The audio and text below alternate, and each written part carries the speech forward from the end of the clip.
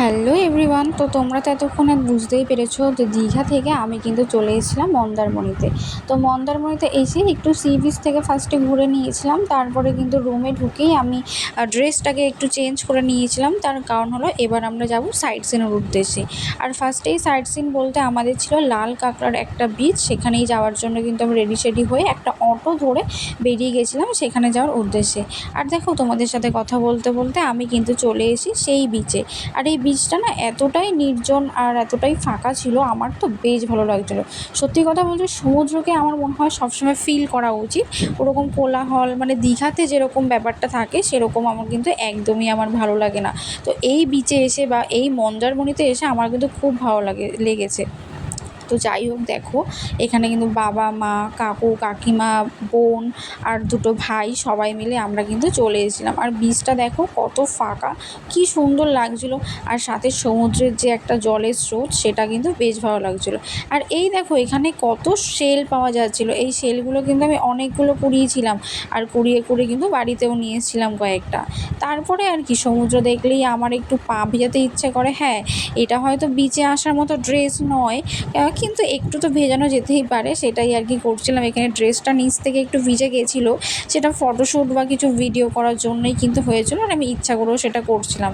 আর এত হাওয়া দিচ্ছিল, আমার যে এত ভালো লাগছিলো মানে কি বলবো, মানে মনেই হচ্ছিল না যে আমি এতটা জার্নি করে এসে মানে দীঘা থেকে সেই 5:30টার সময় বেরিয়ে এসে আমার এতটা এনার্জি থাকবে। তো যাই হোক, সমুদ্র দেখে আমার একদম ভাইটামিন সি পেয়ে গেছি শরীরের মধ্যে, তেমনই মনে হচ্ছিলো।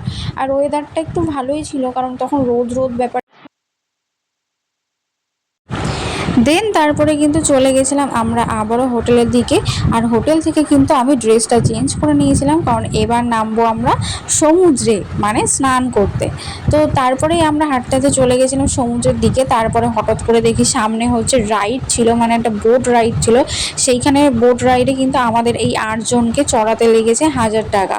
তো ফার্স্ট এক্সপিরিয়েন্স আমার তো বেশ ভালো লেগেছিলো, আর আমি কখনো এরকম বোটে চড়িনি।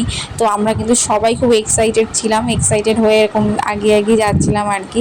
তারপরে দেখছিলাম তখন কিছু কিছু মানুষজন এসছিল মানে ওই বিচে স্নান করার জন্য, তো সেটাই আমরা একটু দেখছিলাম। আর আমার তো বেশ ভালো লাগছিলো, আমাদের বলবো না, আমার বেশ ভালো লাগছিলো।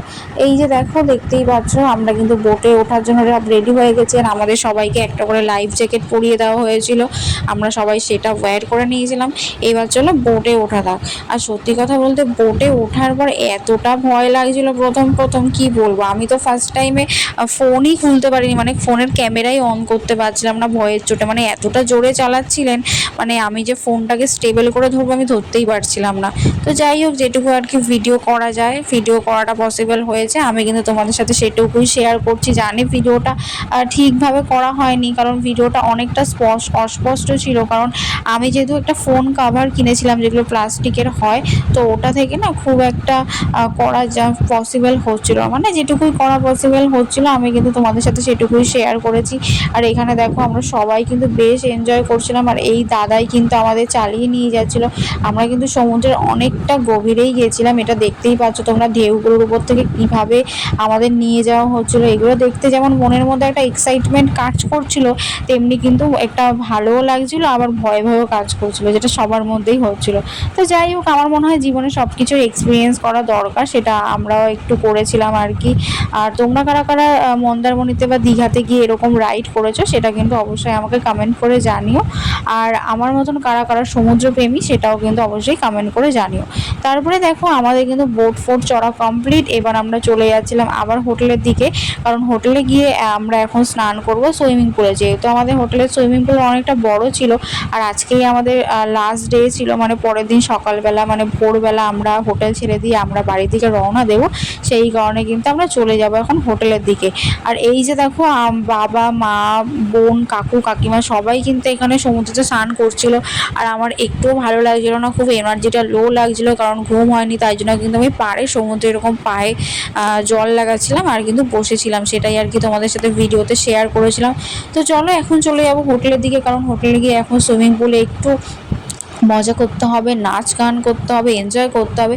তো চলো আজকের ভিডিওটা এই পর্যন্ত, দেখা হচ্ছে নেক্সট ভিডিওতে, মানে আমরা বাড়ি যাওয়ার যে ভিডিওটা হবে সেটাই, সেই ভিডিওতে তোমাদের সাথে দেখা হচ্ছে। তো চলো আজকের মতো টাটা। তো আমার ভিডিওগুলো তোমাদের যদি ভালো লেগে থাকে তাহলে অবশ্যই চ্যানেলটা লাইক, কমেন্ট অ্যান্ড সাবস্ক্রাইব করতে ভুলো না।